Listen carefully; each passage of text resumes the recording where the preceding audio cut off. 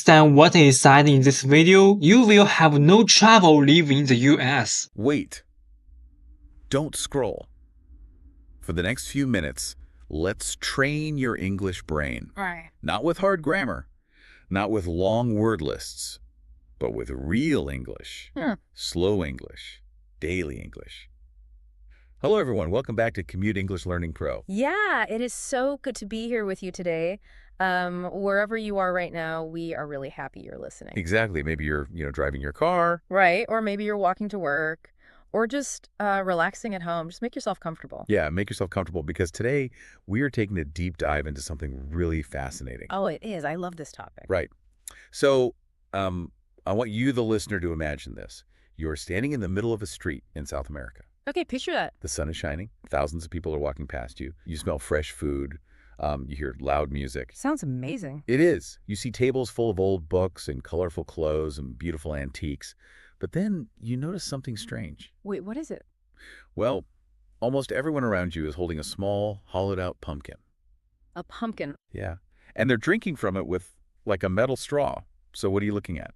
That is such a great image. You are looking at the famous Tristan Narvaja flea market. Right. It's in Montevideo, which is the beautiful capital city of Uruguay. Yes, exactly. And today, our deep dive is exploring a video of a traveler. He's walking through this exact market. Yeah, but our true topic today is much deeper than just a travel guide. Oh, totally. We're talking about how language breaks down these invisible walls between strangers. It's so true. I mean, when we travel, we usually look at buildings or go to museums. Right, but buildings don't talk. Exactly. To really understand a culture, you have to talk to the people. Language is the tool that opens that door. It really is. And the traveler, in our sources, he does exactly this. He just walks up to strangers and starts talking. Yeah, like he meets a local fashion student named Ali. Right, She's young, very friendly, and she is holding one of those small pumpkin cups you mentioned. Yeah, let's talk about that cup. Because, when I think about a Sunday morning market, I think about coffee. Oh, yeah, definitely. I imagine people walking around with, like, paper coffee cups. Ugh. But these people are carrying real hard pumpkin shells. And a thermos, right? Yes.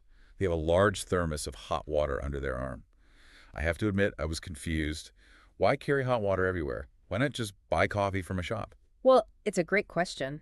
Because they're not drinking coffee. They aren't. No, they are drinking something called mate.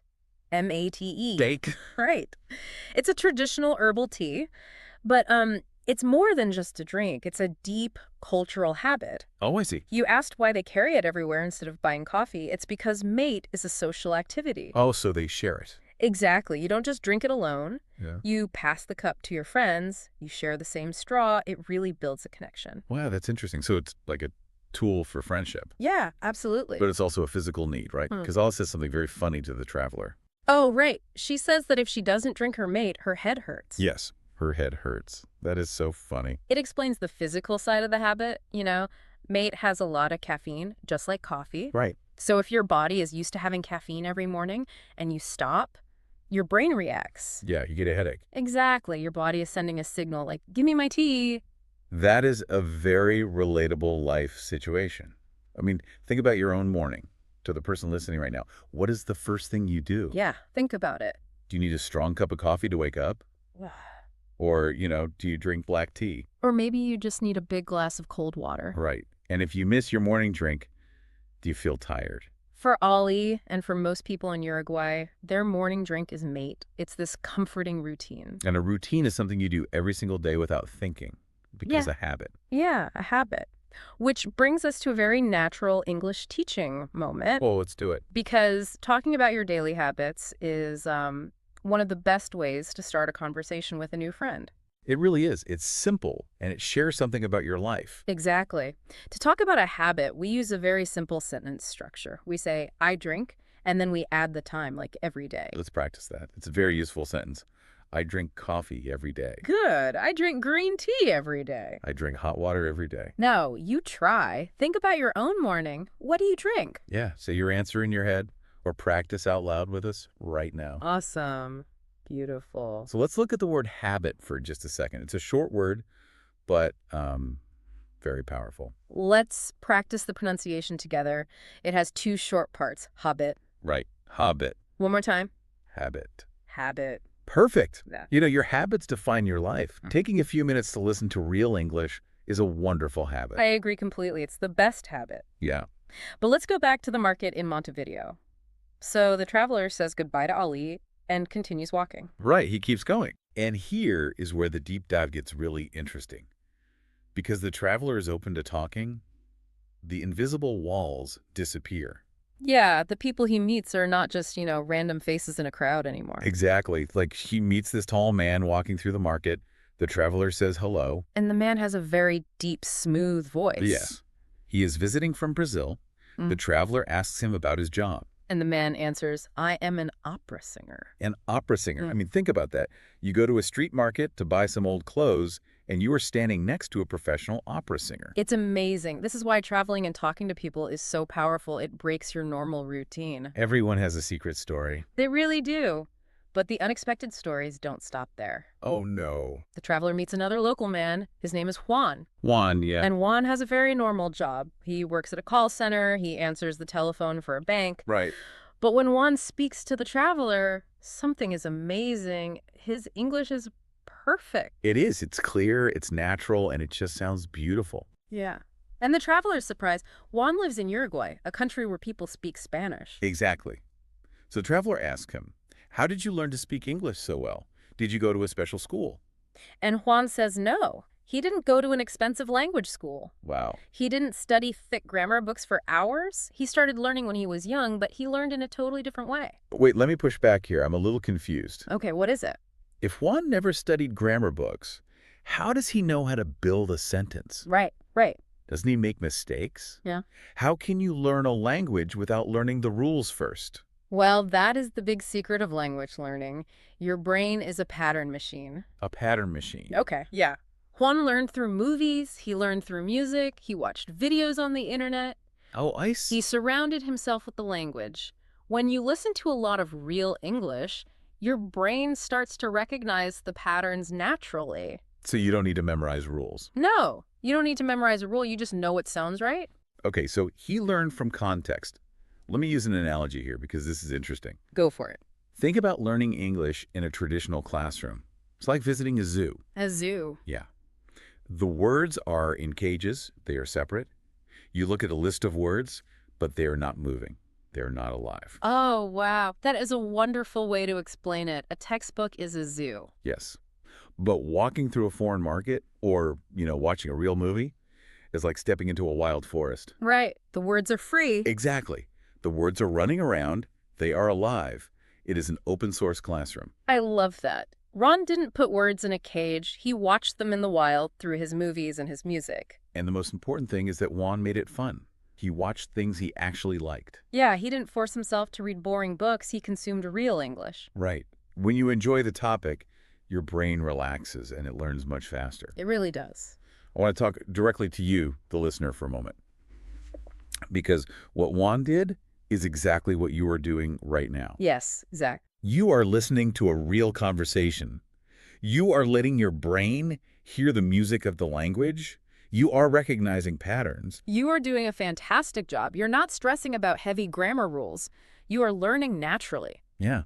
Speaking of natural learning, if you visit an open source classroom like a street market, you need to know how to interact. That's true. Let's do a quick role play. Oh, I love that. Practical examples are the best way to learn. They really are. So how do we set this up? Okay. I will be the traveler at the flea market in Uruguay. You will be a local person selling old cameras. Old cameras. Perfect. Let's keep it simple. We want to show how easy it is to break the invisible wall. Ready? I am ready. Hello. Good afternoon. Good afternoon. How are you today? I'm doing well, thank you. This market is amazing. It is very big. Yes, it is very busy today. Are you looking for a camera? Just looking. They are beautiful. Where are you from? Your English is great. Thank you so much. I am from here in Montevideo. And you? I am visiting from Japan. Oh, wow. Welcome. Nice to meet you. Nice to meet you, too. And that's it. A very short, natural conversation. It's so easy. Let's focus on the last thing we said, though. Nice to meet you. Yeah, it's such a basic phrase, but let's think about why we use it. Right. We say it to show respect. We say it to tell the other person, I am happy that our paths crossed today. It creates a warm feeling. Let's practice it together slowly with natural pauses. Okay. Nice to meet you. Nice to meet you. Exactly. When you use that phrase, you leave a good impression. You really do. Now, let's explore some fun expressions the traveler heard during his deep dive into the market. Oh, I love idioms. Because when you talk to real people, you hear real idioms. Let's go back to the opera singer from Brazil. The man with the deep voice. Right. He was very kind, but he felt a little shy about speaking English. He said to the traveler, "My English is a little rusty." Rusty. R-U-S-T-Y. Rusty. Yeah. Let's explain how this word works, because it is a highly visual word. It is. Well, think about a bicycle. Okay, a bicycle. You ride it every day. It's fast and smooth. But then winter comes. You leave the bicycle outside in the rain. Oh, no. The water sits on the metal parts. Months pass by. When spring comes, you look at the bicycle. The metal is not shiny anymore. Right. It has turned orange and brown. Exactly. Yeah. The wheels do not turn easily. The chain is stuck. It makes a scratching sound. That orange, rough material is called rust. The rain and the air created rust on the metal. So when the opera singer says his English is rusty, he's using a metaphor. Ah, I see. He is saying his brain is like that old bicycle. He hasn't spoken English in a long time. Right. The machine in his head still works, but it needs some oil. It's moving slowly. It takes a little extra effort to find the words. This is such a natural human way to explain a feeling. It really is. So, to the listener, have you ever felt your English is rusty? I think every learner feels that way sometimes. If you take a break for a few months, the words hide in the back of your mind. But the good news is, rust can be cleaned. That is why you are listening today. We are oiling the bicycle chain. We are cleaning the rust away together. And consistency is the best oil. Yeah. Listening a little bit every day keeps the rust away. It really does. Here's another incredible idiom from the market. The traveler meets a young man named Octavio. Oh, Octavio. Right. Octavio is a student, but he does not study fashion like Ali. He studies jewelry making. Wow. He makes beautiful rings and necklaces. Because he makes jewelry, he works with gold. Right. And the traveler and Octavio start talking about how expensive gold is. Oh, gold is very expensive. Yes, when things are extremely expensive, people who speak American English use a very strange idiom. The traveler says to Octavio, gold costs an arm and a leg. It costs an arm and a leg. Yeah. Imagine that picture in your head for a moment. You Yeah. walk into a jewelry store, you point to a gold watch, you ask the owner, "How much is this?" Okay. And the owner says, "The price is your right arm and your left leg." Oh, wow.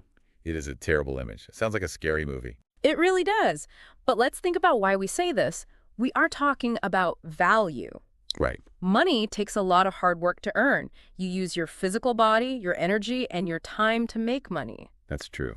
So paying a lot of money feels like giving away a piece of your body.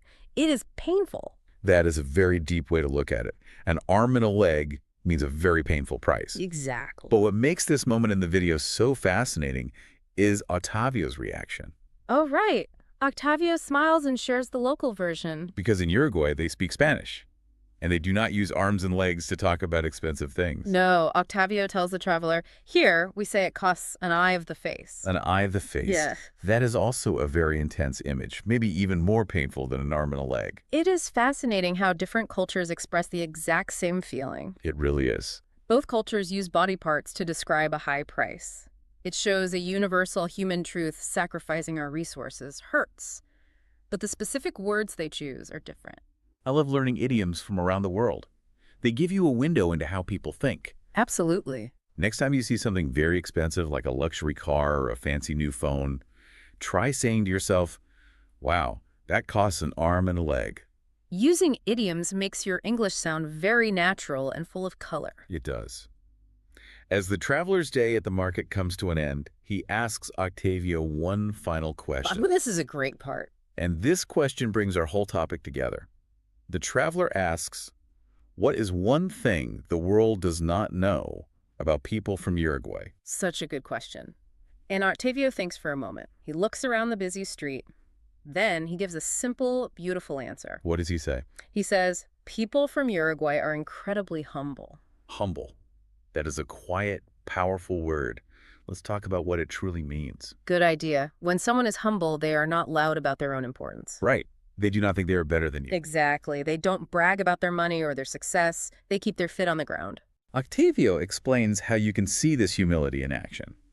He says that if you are a stranger and you need something, the people there will try to help you. Yeah, even if they are poor. Even if they have almost nothing, they will share what they have. They will share their time. They will stop to give you directions. They will share a smile. Yeah. They will share their mate tea. They open their lives to you, even if they just met you. If we look at the bigger picture, this is the true magic of the deep dive today. This is why we study languages. Why do you want to learn English?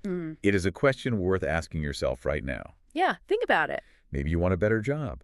Maybe you want to pass an important university test. Those are great reasons. They are. But language gives you something much bigger than a good test score. What is that? Language is the tool that lets you experience that humility. It's the key to unlocking warm conversations with strangers. Wow, yes. It allows you to travel to a busy, crowded flea market thousands of miles from your home and actually connect with people. Exactly. You can talk to a jewelry student about gold. You can laugh with an opera singer about rusty language skills. You can ask a fashion student why she is holding a pumpkin cup. Right. English is a bridge between your mind and the rest of the world. And this brings up a final, very interesting thought for you to think about today. Oh, what is it? Many people who learn a second language say that their personality actually changes when they speak it. That is a wild idea. Do you mean they become a different person? In a way, yes. Because you leave your native language behind, you also leave some of your cultural rules behind. Oh, that makes sense. Some people feel more shy in their native language, but when they speak English, they feel more confident. They feel more open? Yeah, they feel more willing to talk to a stranger at a market. I love that idea. Learning English is not just about memorizing vocabulary. It might be about unlocking a new, more adventurous part of your own personality. Exactly. Think about that today. When you speak English, do you feel different? Does it make you braver? It is something wonderful to explore. Imagine who you might meet on your next trip. Right. Imagine walking through a market, hearing the music, and just saying hello to the person next to you. You never know what amazing story they're waiting to share. You did a fantastic job listening today. You did not study a textbook. No, you stepped into the open source classroom. You heard real stories from a real place in South America.